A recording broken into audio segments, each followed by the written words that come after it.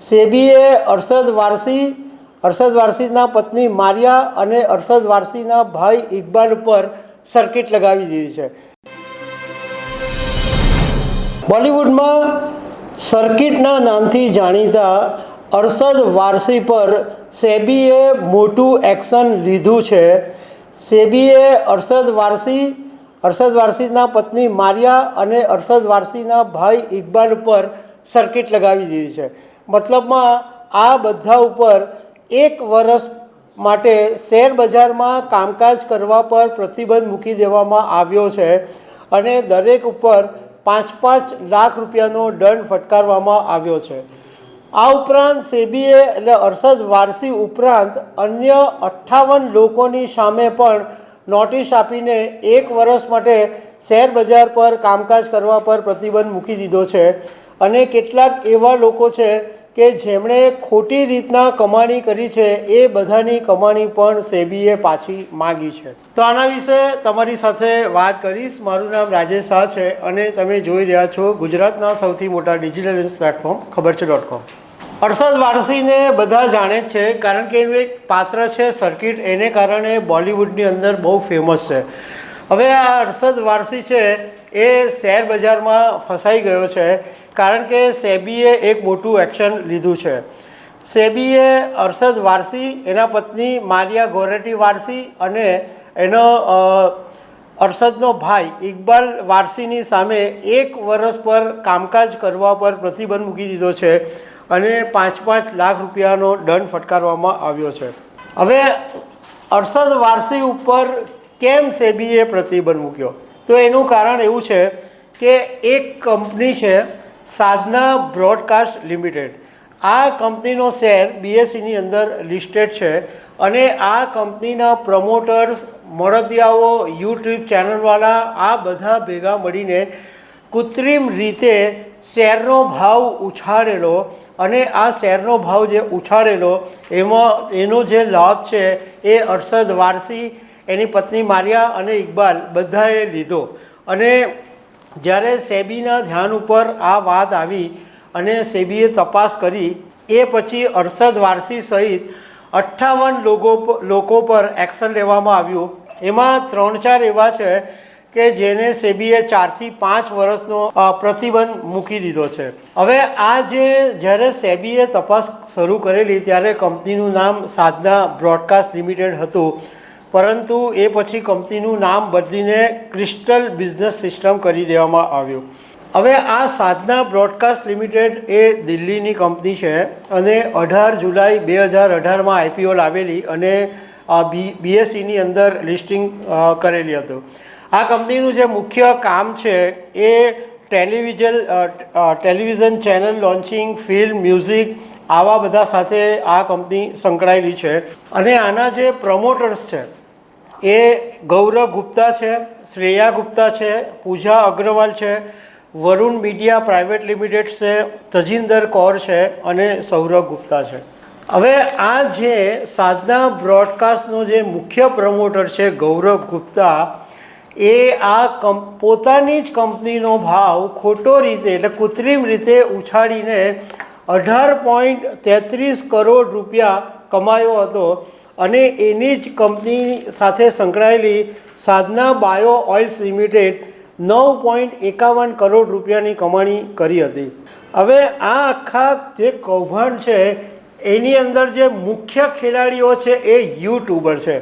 આ વાત લોકોએ ખાસ સાંભળવા જેવી છે અને સમજવા જેવી છે કે તમે યુટ્યુબ ઉપર તમને શેર બજારની જે લોકો એડવાઇસ આપે છે, જે લોકો તમને શેર બજારમાં બહુ ધરખમ કમાણીની લાલચ આપે છે, એનાથી ચેતતા રહેજો. વારંવાર સેબીએ આવું કીધું છે, અમે પણ અમુક વિડીયોમાં એવું કીધું છે, પરંતુ એમ છતાં પણ લોકો લોભમાં આવીને આવી યુટ્યુબ ચેનલોનો સહારો લે છે અને આવી યુટ્યુબ ચેનલો જે ભલામણ કરે કે આ શેર લઈ લો, કમાઈ જશો, એમાં લોકો ચક્કરમાં ફસાઈ જાય છે. હવે આ કંપનીએ પણ આખો ખેલ એવો કરેલો કે એક પેઇડ માર્કેટિંગ કંપની ઊભી કરેલી અને આ બધી યુટ્યુબ ચેનલો છે એને એના માટે રાખેલી હતી અને આ આખા કૌભાંડનો પણ સેબીએ પર્દાફાશ કર્યો છે અને ખોટો પ્રચાર ઊભો કરવા માટે આ બધી યુટ્યુબ ચેનલો બનાવેલી એવું સેબીએ કીધું છે. આવી 5 યુટ્યુબ ચેનલ હતી. તમે પણ જો આવી ચેનલ સાથે જોડાયેલા હોય તો આ નામ બહુ ધ્યાનથી સાંભળજો. 5 યુટ્યુબ ચેનલ જેને સેબીએ પર્દાફાશ કર્યો એમાં એક નામ છે ધ એડવાઇઝર, બીજું નામ છે મિડકેપ કોલ્સ, ત્રીજું નામ છે પ્રોફિટ યાત્રા, ચોથું નામ છે મની વાઇઝ અને પાંચમું નામ છે ઇન્ડિયા બુલ્સ. હવે અરશદ વારસી જેમાં ભેરવાયો છે એ મનીષ મિશ્રાની એક યુટ્યુબ ચેનલ છે મની વાઇઝ કરીને. આ અરશદ વારસી મનીષ મિશ્રાની સાથે કોન્ટેક્ટમાં હતો અને સેબીએ અરશદ વારસી અને મનીષ મિશ્રા સાથેની જે વોટ્સઅપ ચેટ છે એ પણ પકડી પાડી છે અને એની અંદર પૈસાની લેવડ દેવડની વાત કરવામાં આવી રહી છે. એટલે ફરીથી તમને કહું છું કે આવા લેભાગુઓ સોશિયલ મીડિયા ઉપર બહુ છે કે જે યુટ્યુબ ચેનલ ખોલીને તમને એમ કહે છે કે અમે એડવાઇઝર છે, અનુભવી છે, તમને પરફેક્ટ ટીપ આપીએ છીએ, તમે કમાઈ જ જશો. તો આવા બધાથી ચેતતા રહેજો. એક વસ્તુ જિંદગીમાં સમજી લેવા જેવી છે કે જિંદગીમાં ક્યારેય કોઈ શોર્ટકટ હોતું નથી અને એકદમ રાતોરાત પૈસા મળતા નથી. મહેનત કરીને જ પૈસા મળે છે, એ વાત તમારે જાણી લેવી જોઈએ. હવે અરશદ વારસીના ભાઈએ જ્યારે સેબીની તપાસ થયેલી ત્યારે એવું સ્ટેટમેન્ટ આપેલું કે અમે તો શેર બજારમાં નવા હતા અને આ મનીષ મિશ્રાની છેતરપિંડીનો અમે શિકાર બન્યા છે, અમે તો નુકસાન કર્યું છે.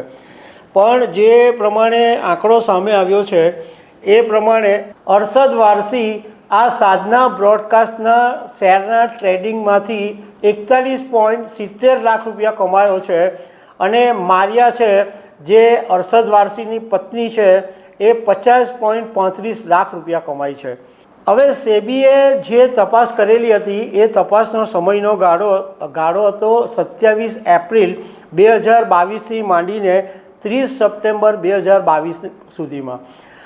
આ આખો કૌભાંડ એવી રીતના થયું કે કંપનીના પ્રમોટર્સ છે એમણે પોતાના શેર વેચવા માટે પહેલાં શું કર્યું કે માર્કેટની અંદર એક હાઇપ ઊભો કર્યો અને આવી બધી યુટ્યુબ ચેનલોના મારફતે ખોટા પ્રચાર શરૂ કર્યા અને લોકોને ભ્રમિત કર્યા કે કંપની બહુ સારી છે, કંપનીનું પરફોર્મન્સ સારું છે, કંપનીનું આમ સારું છે, કંપનીના મતલબમાં કંપની વિશે એવું એક હાઇપ ઊભું કર્યું કે એને કારણે પછી શેર બજારની અંદર કૃત્રિમ રીતે ભાવ ઉછાળવામાં આવ્યો અને એ ભાવ ઊંચો ગયો.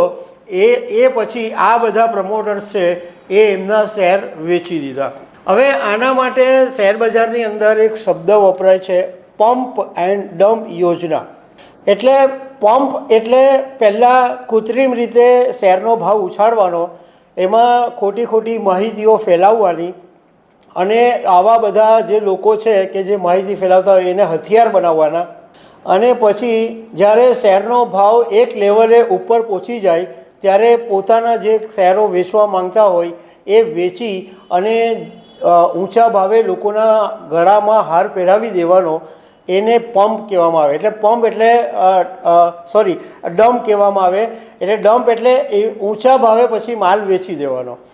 તો આ યોજનાની અંદર હવે અરશદ વારસી પણ ફસાઈ ગયો છે અને સેબીએ અત્યારે એની પત્ની, ભાઈ સહિત બધાને 1 વર્ષ માટે શેર બજારમાં કામકાજ કરવા પર પ્રતિબંધ મૂકી દીધો અને 5 લાખ રૂપિયાનો દંડ ફટકાર્યો છે.